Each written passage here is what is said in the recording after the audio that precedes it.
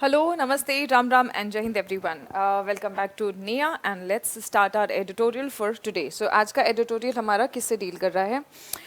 We are talking about learning safely, यानी कि सुरक्षित रहकर पढ़ने की बात हम कर रहे हैं. Learning safely on schools reopening, है ना. तो हमें पता है कि थर्ड वेव के भी आने के चांसेस और स्कूल्स भी रीओपन हो रहे हैं. सो लर्निंग सेफली मतलब सीखना तो है लेकिन सुरक्षित रह के सीखना है. अब क्या आप मुझे बता सकते हैं कि इसका टोन कैसा है? अगर मैं आपको बोलूँ कि बेटा पढ़ाई करो लेकिन ध्यान रहे, कैसा टोन है बताओ? आप सतर्क कर रहे हो, किसी को अलर्ट कर रहे हो, सावधान कर रहे हो, है ना. तो कॉशनिंग टोन है ना. टोन कैसा है? अगर कोई आपको कहे कि इसका टोन कॉशन का मतलब है सावधान रहना, ठीक है, तो कॉशनिंग टोन है. ओके, कॉशनिंग टोन है, राइट. ओके, कॉशन या अलर्ट रहने से रिलेटेड जो भी वर्ड होगा वो आपके टॉपिक का टोन होगा, ठीक है. अब आइए चलिए देखते हैं एडिटोरियल, है ना. एडिटोरियल देखने के पहले हमें पता है कि हम थोड़ी सी वोकैबुलरी पढ़ते हैं. तो सबसे पहला वर्ड क्या है? रिजम्पशन, ठीक है. ION एंडिंग है तो रिजम्पशन का पार्ट ऑफ स्पीच क्या है? नाउन है.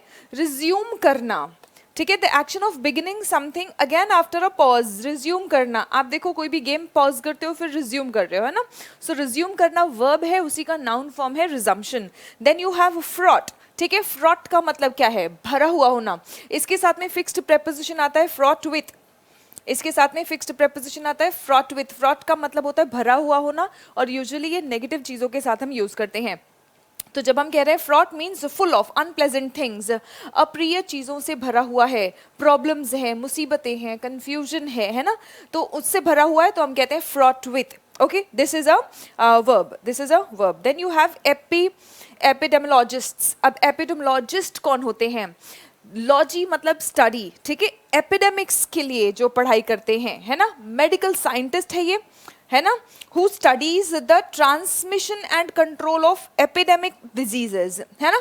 महामारी विशेषज्ञ आप कह सकते हैं, यानी महामारियों के जो विशेषज्ञ है कि कोई महामारी आती है और कैसे तेजी से फैलती है, इसको कैसे कंट्रोल किया जा सकता है, उसे हम क्या कहेंगे? Epidemiologist. Okay, then the next one is wrestling with. Wrestling का मतलब क्या है? कुश्ती करना. अगर आप किसी चीज के साथ में कुश्ती खेल रहे हैं मतलब कुश्ती लड़ रहे हैं, मतलब आप उससे जूझने की कोशिश कर रहे हैं, ठीक है. आप उस पर विजय पाने की कोशिश कर रहे हैं, उस पर काबू पाने की कोशिश कर रहे हैं, उससे जूझने की कोशिश कर रहे हैं, है ना. सो रेसलिंग, इसके साथ में भी देखो फिक्स्ड प्रेपोजिशन क्या आ गया? विथ. फ्रॉट विथ, भरा हुआ होना. फ्रॉट मतलब भरा हुआ, इसके साथ में फिक्स्ड प्रेपोजिशन क्या आता है? विथ, ठीक है. Then you have wrestling with. Wrestling with का मतलब क्या है? Try to solve a difficult problem. कोई मुश्किल प्रॉब्लम है उसको सॉल्व करने की आप कोशिश कर रहे हैं तो हम कहते हैं रेसलिंग विथ, ठीक है. और to make a difficult decision, कुछ भी मुश्किल काम आप कर रहे हैं, चाहे आप कोई फैसला लेने की कोशिश कर रहे हैं, चाहे किसी मुसीबत से जूझ रहे हैं, रेसलिंग विथ का मतलब आप समझ लीजिए जूझना, ठीक है. देन द नेक्स्ट वन आगे देखते हैं. Trade off. ट्रेड ऑफ का मतलब क्या होता है? बैलेंस. बेसिकली ट्रेड ऑफ मतलब बैलेंस. ट्रेड का मतलब क्या होता है? व्यापार. आप किसी से कोई वस्तु अगर खरीदते हैं उसको पैसे दे देते हैं, बैलेंस बन गया, है ना, क्योंकि उस चीज को बनाने के लिए उसने कुछ लागत लगाई होगी तो आपने उसको पैसे देके वो बैलेंस बना दिया. तो ट्रेड ऑफ यही है बेसिकली, ठीक है. ट्रेड ऑफ का मतलब क्या है? A balance achieved between two desirable but incompatible features, यानी अ कॉम्प्रोमाइज. बेसिकली क्या है? कॉम्प्रोमाइज. अब कॉम्प्रोमाइज ही तो है, तुम्हें अपने मुश्किल से कमाए हुए पैसे देने पड़ रहे हैं, कॉम्प्रोमाइज ही होता है ट्रेड में, व्यापार में. लेकिन आप अपने आप को तसल्ली कर लेते हो, चलो कोई बात नहीं, मुझे ये प्रोडक्ट तो मिल रहा है ना. सो वो एक कॉम्प्रोमाइज होता है. ट्रेड, व्यापार मतलब आप जो चीज़ बहुत मुश्किल से कमाते हैं या बहुत प्यार से बनाते हैं फिर उसको बेचना पड़ता है ना. सो क्या है? Trade off. ट्रेड ऑफ का मतलब क्या होता है? कॉम्प्रोमाइज. अब यहाँ पे देखो इसका मतलब क्या है. यहाँ पे हमने सिर्फ ट्रेड क्यों नहीं कहा? जो एक्चुअल में व्यापार होता है, पैसों का लेन देन होता है, तो उसको हम ट्रेड बोलते हैं. लेकिन ट्रेड ऑफ किसको बोलेंगे? जब दो डिजायरेबल बट इनकम्पैटिबल, दो डिजायरेबल चीजें हैं, ठीक है. डिजायरेबल चीजें, अब चलो मैं आपको समझाती हूँ, ठीक है. एक लड़की है, ओके. अब ये सुंदर है लेकिन पढ़ी लिखी नहीं है. दूसरी लड़की है, ठीक है, सुंदर नहीं है इतनी लेकिन बहुत पढ़ी लिखी है, ठीक है. मान लीजिए कि ये IAS ऑफिसर है या इनकम टैक्स इंस्पेक्टर है, ठीक है. अब दोनों भी डिजायरेबल क्वालिटीज है, सुंदर होना, दोनों भी डिजायरेबल क्वालिटीज है, ठीक है. लेकिन दोनों में से एक ही आप चूज करना पड़ रहा है आपको, ठीक है. तो इसको क्या कहेंगे? एक ट्रेड ऑफ कहेंगे, ठीक है। आप बोलेंगे अगर आपका ये है कि यार आईएएस ऑफिसर मिल जाए, चलो ठीक है, सुंदरता क्या, ये तो 4 दिन की चांदनी है, थोड़े दिन के बाद सब वैसे ही लगने वाले हैं, है ना, तो आपने आईएएस ऑफिसर चूज कर लिया, राइट। तो आपने क्या, 2 डिजायरेबल क्वालिटीज में से एक को चूज किया, दूसरे को आपने ओवरलुक कर दिया, है ना। तो आपने क्या किया, एक तरह से कॉम्प्रोमाइज ही किया, है ना। So that's called trade off, that is called trade off. I hope you have got it, okay. Now deficit का मतलब क्या होता है, डेफिसिट का मतलब होता है कमी। इसको आप वर्ब की तरह भी यूज कर सकते हो और एक नाउन की तरह भी यूज कर सकते हो, ठीक है। डेफिसिट ये आप एक नाउन की तरह यूज करते हैं। डेफिसिट का मतलब कमी, डेफिशिएंट, ठीक है, इन अमाउंट या क्वालिटी, कोई चाहे अमाउंट में या क्वालिटी में, अभाव, बेसिकली अभाव या घाटा, ठीक है। Then you have crippling, crippling मतलब अपंग बना देने वाला, क्रिपलिंग का मतलब अपंग बना देने वाला, ठीक है। अब अपंग बना देने वाली सिचुएशंस या समस्याएं कैसी होती है, बहुत गंभीर होती हैं, ठीक है। Causing a severe and almost insuperable problem, कोई ऐसी समस्या हो जो अपंग बना देने वाली हो। क्रिपलिंग प्रॉब्लम मैंने कहा मतलब बहुत ही गंभीर समस्या, ऐसी समस्या जो आपको अपंग सी बना दे, ठीक है। कोहेरेंट, कोहेरेंट का मतलब क्या है, सुसंगत, सुसंगत, कुसंगत और सुसंगत। कुसंगत मतलब बैड कंपनी, बुरे लोगों की संगत, सुसंगत मतलब अच्छे लोगों की संगत, है ना। कोहेरेंट मतलब कोई ऐसी चीज है जो आपस में कनेक्टेड है, आपस में कुछ वैल्यू, कुछ मीनिंग या कुछ कनेक्शन बनाती हैं, उसको हम कहेंगे कोहेरेंट, उसको हम कहेंगे coherent. Then you have calibrated. अब कैलिब्रेट का मतलब क्या होता है, ये वर्ब है, ठीक है, और कैलिब्रेटेड का मतलब होता है किसी चीज को जब आपने केयरफुली एडजस्ट किया हो, बहुत ध्यानपूर्वक अच्छे से आपने उसको एडजस्ट किया हो। जैसे जो भी साइंस के स्टूडेंट्स हैं उनको पता होगा कि हम फिजिक्स में हमारे जो भी इंस्ट्रूमेंट्स, डिवाइसेस होते हैं, हम उनको कैलिब्रेट करते हैं, है ना, ताकि हम एक्यूरेट मेजरमेंट ले सकें, हम जो भी एक्सपेरिमेंट्स करते हैं हम उनके एक्यूरेट मेजरमेंट्स ले सकें, तो उनको कैलिब्रेट किया जाता है, केयरफुली असेस किया जाता है, बहुत ध्यानपूर्वक जिनका निरीक्षण किया हो और जिनको एडजस्ट किया गया हो, तो उसको हम कहते हैं कैलिब्रेटेड। अब अगर सोच समझ के तुम एक्शन ले रहे हो तो क्या हम उसको कैलिब्रेटेड एक्शन कह सकते हैं, कैलिब्रेटेड डिसीजन कह सकते हैं, बिल्कुल कह सकते हैं। Now coming to spike, spike का मतलब होता है इंक्रीज, ये भी वर्ब और नाउन दोनों की तरह यूज हो सकता है, और अचानक से जब किसी चीज में इंक्रीज होता है तो हम उसको कहते हैं स्पाइक, ठीक है। क्रेडेंशियल, नाउ क्रेडेंशियल्ड का मतलब क्या होता है, द एबिलिटी एंड एक्सपीरियंस, है ना, ability and experience that make someone suitable for a particular job और एक्टिविटी, ठीक है। तो आपके लिए क्रेडेंशियल क्या है कि आप अपने जो भी एंट्रेंस एग्जाम्स दे रहे हैं आप उसको क्लियर कर लें, ठीक है। अगर किसी कॉलेज में आपको एडमिशन चाहिए तो एंट्रेंस एग्जाम हम देते हैं, अगर कॉलेज में एडमिशन नहीं, अगर आपको कोई जॉब चाहिए तो उसके लिए आप लोगों का कुछ सिलेक्शन एग्जाम होता है ना, तो आप वो सिलेक्शन एग्जाम क्लियर करो तो वो आपका क्रेडेंशियल है, ठीक है। एक एकेडमिक्स का आपको कह दिया जाता है कि 50% 55% मिनिमम होना चाहिए, लेकिन क्रेडेंशियल क्या है, एबिलिटी और एक्सपीरियंस क्या देखा जाएगा, एग्जाम क्लियर करने का आपका, ठीक है। Now empirical approach, empirical approach का मतलब क्या होता है, ये बेसिकली एक रिसर्च है, ठीक है, खोज का एक तरीका है, ठीक है, खोज का जो हम खोज करते हैं, रिसर्च करते हैं, उसका एक तरीका है। और यहाँ पे हम क्या करते हैं, चीज़ों को देखते हैं, समझते हैं, वैल्यू उसका नोट करते हैं, या जो भी हम उससे सीखते हैं, हमने उसको पहले एक्सपीरियंस में नोट किया, फिर दूसरे एक्सपीरियंस में नोट किया, फिर तीसरे एक्सपीरियंस में नोट किया, फिर हम बोलते हैं कि देखो ऐसे ऐसे सिचुएशन में ये होता है, ये हमने 2 3 4 जगह हमने देखा, तो इसको हम कहते हैं एम्पिरिकल अप्रोच। और research that is based on observation and measurement of phenomena, observation and measurement of phenomena, उसको हम कहते हैं एम्पिरिकल अप्रोच, ठीक है। मतलब यहाँ पे हम अंदाजे नहीं लगा रहे हैं, हम देख रहे हैं कि अच्छा ऐसे ऐसे सिचुएशंस में ये होता है, ठीक है। एक बार देखा, 2 बार देखा, हम उसको ऑब्जर्व करते हैं, मेजर करते हैं, और फिर उसके बाद हम इसी तरह के खोज के अप्रोच को, नजरिए को, तरीके को एम्पिरिकल अप्रोच कहते हैं। Then you have collate, collate करना मतलब क्या, इकट्ठे करना और कंबाइन करना, बेसिकली गैदर करना। कोलेट करना मतलब इकट्ठा करना, गैदर करना। अब आजकल बहुत ज़्यादा हम डेटा बिल्कुल एक तरह से बहुत ज़्यादा डेटा है हर जगह, चाहे आप YouTube देखो, चाहे Google देखो, ठीक है, हर चीज़ वीडियो के फॉर्म में, डेटा के फॉर्म में आपके पास है, ठीक है। अब उसमें से चीज़ों को, टेक्स्ट, इंफॉर्मेशन, डेटा, वीडियोस, ये सब को इकट्ठा करना और उसको कंबाइन करना, कोई उसमें पैटर्न बनाना, है ना, बेसिकली आप उसको कलेक्ट कर रहे हैं, कंबाइन कर रहे हैं, तो उसको हम क्या कहते हैं, कोलेट करना कहते हैं। क्या कहते हैं, कोलेट करना कहते हैं। आइए चलिए अब हम लोग पैसेज को समझने की कोशिश करते हैं। Learning safely on schools reopening, ठीक ठीक है, ऑन स्कूल्स रीओपनिंग, तो स्कूल रीओपन हो रहे हैं हमें पता है, तो इसी के ऊपर लर्निंग सेफली कहा जा रहा है। अब देखते हैं कि कहने की कोशिश क्या कर रहे हैं ये, हमें ये समझ में आ गया है इतने में ही कि भाई ये तो थोड़ा सा अलर्ट करने वाला, सावधान रहने वाला टोन है इनका, ठीक है। As schools prepare to reopen, reopen मतलब देखो यहाँ पे ओपन नहीं कहा है हमने, हमने रीओपन कहा है, क्यों? क्योंकि पहले ओपन थे, बंद हुए, दोबारा अब ओपन होंगे, है ना, सो इसीलिए हम रीओपन वर्ड यूज करते हैं। So as schools prepare to reopen, the focus has to be on vaccination and safe behaviour. Vaccination तो फोकस पे रहना ही चाहिए, और सेफ बिहेवियर भी, वैक्सीनेशन के बाद में भी आपको लापरवाह नहीं होना है, ठीक है। द सेंटर्स मूव, याद रखना वैसे तो मूव एक वर्ब है, लेकिन यहाँ पे मूव का पार्ट ऑफ स्पीच नाउन है, ठीक है। द सेंटर्स मूव, यहाँ पे मूव का मतलब चाल होता है, ठीक है।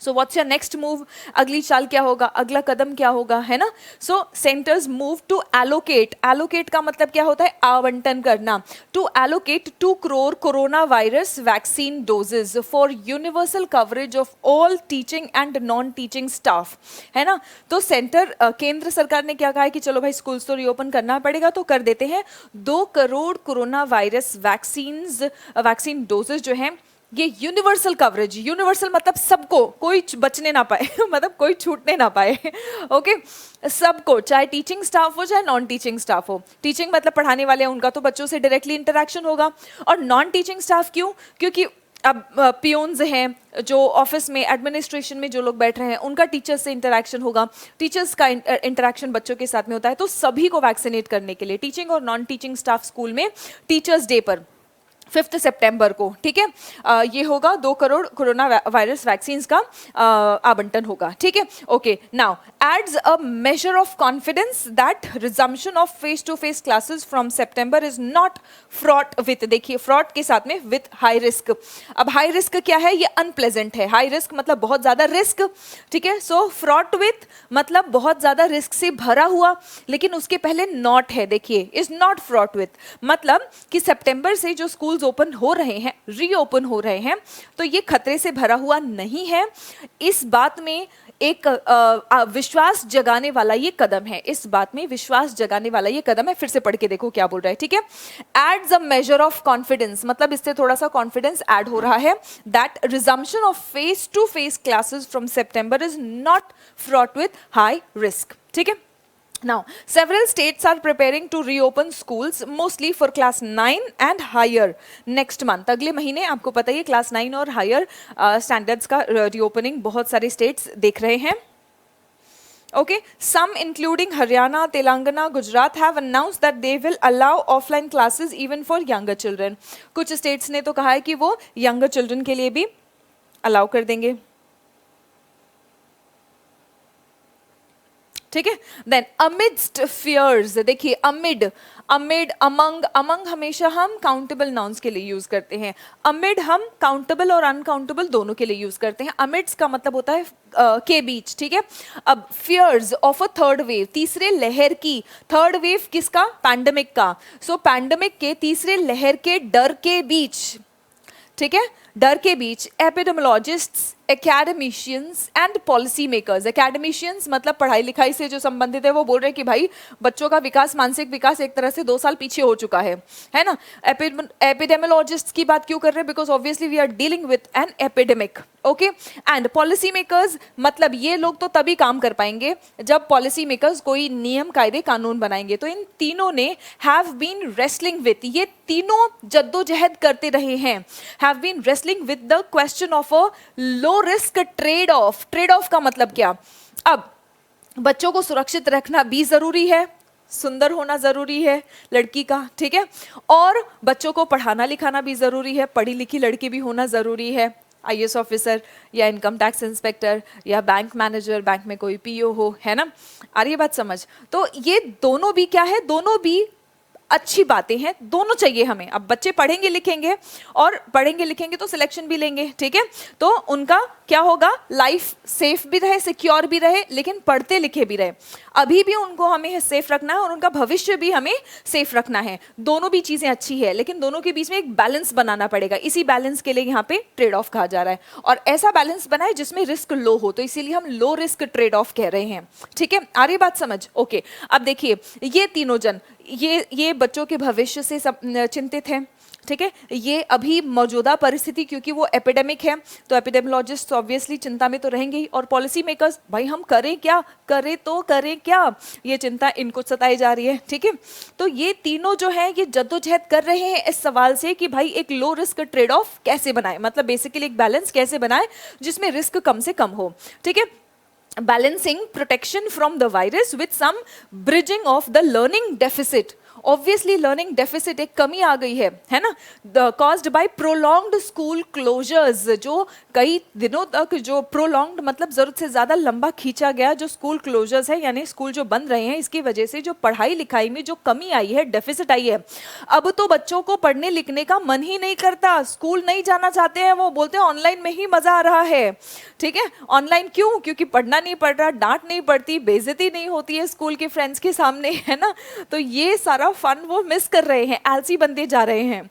ओके, प्रोलॉन्ग्ड स्कूल क्लोजर की वजह से जो लर्निंग डेफिसिट आया है, इसको भी हमें कम करना है, दूर करना है, और प्रोटेक्शन भी देना है वायरस से, ठीक है। That are crippling future prospects, crippling मतलब अपंग बना देना, फ्यूचर प्रोस्पेक्ट्स मतलब भविष्य, तो ये मिलियंस ऑफ बच्चों के भविष्य को एक तरह से अपंग बना रहा है ना। तो इस चीज को हैंडल करने के लिए हमें एक लो रिस्क बैलेंस बनाना पड़ेगा, ठीक है। इट इज एनकरेजिंग, मतलब ये सराहनीय है, it is encouraging that half of the 97 lakh teachers in the country have already been immunised, मतलब 97 लाख टीचर्स हैं हमारे देश में, इसमें से आधे इम्यूनाइज हो चुके हैं, मतलब इनको वैक्सीनेशन दे दिया गया है, ठीक है। बाय ऑफिशियल एस्टिमेट्स, जो ऑफिशियल एस्टिमेट्स है उसके मुताबिक हमारे पास ये फिगर है, ठीक है। Making it feasible to reach the rest by September 5, यानी कि इससे क्या हो गया है कि जो कितने 2 करोड़ कितना था, हाँ 2 करोड़ कोरोना वायरस वैक्सीन जो आने वाला है सितंबर 5 को, इससे जो बाकी बचे हैं जिनको वैक्सीनेशन नहीं मिला है, तो उन तक पहुंचना आसान हो जाएगा, है ना, उन तक पहुंचना आसान हो जाएगा सितंबर 5 तक। The risk of infection to children in schools, schools में बच्चों के इन्फेक्शन का रिस्क तो रहेगा, रिमेन्स, हावेवर, फिर भी, and must be addressed to with utmost seriousness. हम कह रहे हैं कि भले ही टीचर्स को वैक्सीनेशन दे दिया जाए, टीचिंग नॉन टीचिंग स्टाफ को वैक्सीनेशन दे दिया जाए, लेकिन बच्चों का इन्फेक्शन होने का रिस्क फिर भी रहेगा, ठीक है, फिर भी रहेगा, however, and must be addressed. और इसीलिए मस्ट हमने कहा है, मस्ट हम कहा जब हमें बहुत ज्यादा कोई चीज अर्जेंट है, ड्यूटी है, करना ही चाहिए, तब हम यूज करते हैं ये मॉडल मस्ट, ठीक है। सो मस्ट बी एड्रेस्ड, एड्रेस्ड मतलब इस प्रॉब्लम को सॉल्व करना चाहिए विद अटमोस्ट, बहुत ज्यादा सीरियसनेस के साथ में इसको लेना। ये नहीं कि वैक्सीनेशन ले लिया तो वहां पे लापरवाही चले अब टीचर्स की या नॉन टीचिंग स्टाफ की, ठीक है। Particularly with fast transmitting virus variants present in all states, virus variants मतलब वायरस का ये जो बदला हुआ फॉर्म है, और ये फास्ट ट्रांसमिटिंग है, मतलब बहुत तेजी से ट्रांसमिट होता है, फैलता है, और ये हर राज्य में मौजूद है, ठीक है। This calls for, call for मतलब डिमांड्स, इससे किस बात की डिमांड या मांग आ रही है, अ कोहेरेंट रिस्पॉन्स, कोहेरेंट मतलब कनेक्टेड, क्योंकि हर राज्य में ऐसे वायरस वेरिएंट्स मौजूद है जो बहुत तेजी से फैल सकते हैं, तो कोई ऐसा स्ट्रैटेजी बनाना पड़ेगा जो हर राज्य में लागू हो, कोहेरेंट, सब जगह लागू हो एक साथ में। Response that incorporates the best learnings from epidemiology and decentralizes decision making to the districts based on local circumstances। इसका मतलब ये है कि हमें एक पहली बात तो कोहेरेंट रिस्पॉन्स, यानी कि हमारा जो रिस्पॉन्स, अब देखो रिस्पॉन्स हम क्यों बोल रहे हैं, क्योंकि हमें जवाब देना है। अब प्रकृति ने हमारे सामने ये चुनौती रख दिया है कोरोना वायरस का, हमें इसका जवाब देना है, ठीक है, तो एक कोहेरेंट रिस्पॉन्स हमें देना है, ठीक है। दैट इनकॉर्पोरेट्स, इनकॉर्पोरेट मतलब शामिल करना, और हमारे इस जवाब में क्या शामिल होना चाहिए, बेस्ट लर्निंग्स, जो सबसे अच्छी चीजें हमने सीखी है, बेस्ट लर्निंग्स किससे कैसे? फ्रॉम एपिडेमियोलॉजी, यानी कि जो महामारियों का जो अध्ययन है, इससे जो हमने बेस्ट चीज सीखी है ये हमें शामिल करना है। एंड डिसेंट्रलाइजेस डिसीजन मेकिंग, डिसेंट्रलाइज करना मतलब ये नहीं कि केंद्र सरकार कोई आदेश देगा तो ही राज्य काम करेंगे, राज्यों के पास भी ये पावर हो कि वो कोई ना कोई डिसीजन ले सकें, इसको हम कहते हैं डिसेंट्रलाइज करना, विकेंद्रीकरण जो हम कहते हैं, ठीक है। Decision making to the districts based on local circumstances, मतलब लोकल सर्कमस्टांसेस के बेसिस पे जो जमीनी स्तर पर जो परिस्थितियां हैं उनके मुताबिक डिस्ट्रिक्ट्स भी अपने अपने फैसले ले सके, ऐसा उनको पावर देना है। पहले तो एक ओवरऑल कोहेरेंट स्ट्रैटेजी बनाना है, उसके बाद में डिस्ट्रिक्ट्स भी डिसीजन ले सके, ऐसा उनको पावर देना है, ठीक है। तो उसी को हम डिसेंट्रलाइजेशन कहते हैं, उसी को हम डिसेंट्रलाइजेशन कहते हैं। It is of course a step forward that a vaccine, the 3 dose ZyCoV-D has been approved for the 12 to 18 age group, यानी कि अब ये स्टेप फॉरवर्ड है। स्टेप फॉरवर्ड मतलब कोई चीज आगे की ओर बढ़ता है तो हम उसे कहते हैं this is a step forward, ये सराहनीय है, ठीक है। कि एक वैक्सीन कैसा है, ये 3 डोज वैक्सीन है ZyCoV-D, और इसको अप्रूव कर दिया गया है 12 से लेकर 18 साल के बच्चों के लिए, ठीक है। But this is to be administered only from October, ये बच्चों को कब मिलेगा? अक्टूबर के बाद, और हम सितंबर से ही स्कूल्स बहुत सारे राज्यों में शुरू कर रहे हैं। The reversion to physical classes, reverse होना मतलब अब दोबारा से, पहले ऑनलाइन क्लासेस हो रहे थे, अब वापस से फिजिकल क्लासेस हो रहे हैं। So the reversion to physical classes will therefore have to be carefully calibrated मतलब बहुत ध्यान से इसको एडजस्ट करके करवाना पड़ेगा। क्यों? क्योंकि अक्टूबर में हमारे बच्चों के लिए वैक्सीन मिलेगा और अभी सितंबर से ही क्लासेस शुरू हो रहे हैं। Vaccination of children over 12 years of age has been allowed in some countries, कुछ देशों में इन बच्चों के लिए अलाउ कर दिया गया, but the pandemic course has remained unpredictable मतलब पता नहीं कब क्या हो जाए। तो पैंडेमिक किस तरह से हो रहा है? जब कोरोना आया हमें नहीं पता था कोरोना आएगा, कोरोना आया तो हमें ये भी नहीं पता था कि ये उसकी पहली लहर है, हमें पता था कोरोना आया है कभी तो जाएगा, जैसे ही जाना हुआ तब तक उसकी पता चला कि दूसरी लहर आ गई, कुछ मालूम ही नहीं था, है ना। अनप्रेडिक्टेबल, इसी को हम कहते हैं अनप्रेडिक्ट, मतलब जिसको पहले ही पूर्वानुमान ना लगा सके कि अब अगला आगे क्या होगा, है ना। सो ये जो पैंडेमिक है ये अनप्रेडिक्टेबल कोर्स रहा है इसका, कि पता नहीं अब क्या हो जाएगा, राइट। तो पैंडेमिक का जो कोर्स है हैज रिमेन्ड अनप्रेडिक्टेबल, लेकिन कुछ कंट्रीज में 12 साल के ऊपर के बच्चों के लिए वैक्सीनेशन अलाउ कर दिया गया है। इन Israel, one of the most vaccinated countries, Israel में सबसे ज्यादा वैक्सीनेशन है, ठीक है। Vaccinated countries with an estimated of 78% coverage, 78% coverage of over 12 population का 78% कवरेज हो चुका है। The delta variant swiftly caused a spike in infections, ये जो डेल्टा वेरिएंट जिसकी वजह से हम कह रहे हैं कि तीसरी लहर आएगी, ठीक है, तो इसके वजह से हालांकि 78% 12 साल की उम्र के ऊपर के बच्चे 78% कवरेज हो चुका है, लेकिन फिर भी इस वेरिएंट ने स्विफ्टली मतलब तेजी से इन्फेक्शन रेट बढ़ा दिया है। स्पाइक्ड मतलब तेजी से इन्फेक्शन रेट बढ़ा दिया है। As distancing norms, the mask mandate and travel bans were eliminated, मतलब डिस्टेंसिंग नॉर्म का मतलब होता है रूल, है ना। डिस्टेंसिंग मतलब सोशल डिस्टेंसिंग वाले रूल को, मास्क मैंडेट मतलब मास्क तो पहनना ही है, जरूरी है, और ट्रैवल बैन, बहुत सारे ट्रैवल बैन्स लगे थे, ये जैसे ही एलिमिनेट हुए बहुत तेजी से उनके इन्फेक्शंस में इंक्रीज आया, ठीक है। इन वन इंस्टेंस, एक इंस्टेंस में मतलब एक एग्जांपल बता रहे, an entire class of students was infected by one unvaccinated child who had been on vacation. एक बच्चा था जो छुट्टियों पे गया था, उसकी वजह से पूरा एक क्लास, एक बच्चा था जिसका वैक्सीनेशन नहीं हुआ था, उसने पूरे क्लास को इन्फेक्ट कर दिया, है ना। तो ये एक पर्टिकुलर केस है वहां का, इजराइल का। दिस कॉशनरी टेल, अब देखो फिर से ये वर्ड आ गया है कॉशनरी, है ना। तो हमारा टोन ही पूरा कैसा चल रहा है? कॉशनरी, कि ठीक है चलो अच्छी बात है, करना पड़ेगा, ये जरूरी है, लेकिन बहुत ध्यान से, सावधानी से, संभल के, है ना, तो ऐसा टोन है, ठीक है। आई होप अब आप लोगों को पढ़ते पढ़ते थोड़ा सा आइडिया लग रहा होगा कि भाई टोन क्या होता है, कैसे होता है ना। Now this cautionary tale serves to emphasise the importance of priority vaccination. अब ये जो कॉशनरी टेल यानी कि कहानी है, सर्व्स टू मतलब ये एक काम कर रहा है कि इंपॉर्टेंस यानी महत्व एम्फसाइज कर रहा है, फोकस कर रहा है किसका? Priority vaccination. प्रायोरिटी मतलब बहुत ही ज्यादा महत्वपूर्ण या महत्व देकर वैक्सीनेशन ऑफ चिल्ड्रन करना है, starting with those who may have other health conditions. और सबसे पहले तो उनसे शुरू करना है जो कुछ बच्चों का कोई और भी हेल्थ कंडीशन अगर है, ठीक है। कुछ बच्चे तो बिल्कुल हेल्दी होते हैं, अगर कुछ बच्चों का कोई हेल्थ कंडीशन ऑलरेडी है तो उनसे शुरू करते हुए हमें जल्दी से ये वैक्सीनेशन करना चाहिए. मेंटेनिंग सेफ्टी प्रोटोकॉल्स मेंटेन करते रहना है. And adopting low cost non pharmaceutical interventions such as good classroom ventilation. non pharmaceutical interventions मतलब पहल, non pharmaceutical मतलब जहाँ पे दवाई वगैरह का काम नहीं हो, जैसे कि good classroom ventilation मतलब क्लासरूम में वेंटिलेशन अच्छा होना चाहिए. हम कहते हैं ना बंद जगहों में और ज़्यादा इन्फेक्शन, और हवा से ही तो फैल रही है ये बीमारी, है ना. सो वहाँ पे ज़्यादा दिक्कत हो सकती है, तो गुड क्लासरूम वेंटिलेशन होना चाहिए. ठीक है. ओपन एयर इंस्ट्रक्शन मतलब खुले मैदान में पेड़ के नीचे जो तुम्हें पढ़ाया जाता था, उस तरह की कोई चीज़ें, है ना. वेर एवर फीजिबल, जहाँ पे फीजिबल है, जहाँ पे पॉसिबल है. ठीक है. क्रीडेंशियल्ड स्टडीज इन द यूएस. क्रीडेंशियल्ड मतलब जिसको महत्व दिया जा सके. ऐसी कुछ अध्ययन कहाँ पे यूएस में इंडिकेट करते हैं, दैट इशारा करते हैं that these are effective measures, है ना. क्रेडेंशियल्ड स्टडीज मतलब कुछ ऐसे स्टडीज जिस पर हम विश्वास कर सकते हैं, और वो बताते हैं, और कहाँ के स्टडीज है, कहाँ के अध्ययन है, ये यूएस के. ये बताते हैं कि ऐसे जो स्टेप्स हम लेंगे ये बहुत ही कामयाब है. ठीक है.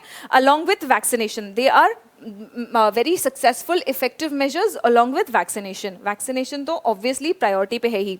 इट इज वाइटली इंपॉर्टेंट, बहुत ही महत्वपूर्ण है for the centre to share information on the school reopening experience with all states. अब स्कूल रीओपनिंग की वजह से जो भी इंफॉर्मेशन होगा सेंटर को सभी राज्यों के साथ में शेयर करना चाहिए, ताकि अगर कोई खतरा है तो बाकी सब अलर्ट हो जाएं, अगर खतरा नहीं है तो बाकी सब को भी वो इन्फॉर्मेशन पता चल जाए, ताकि पैनिक कम हो जाए, है ना.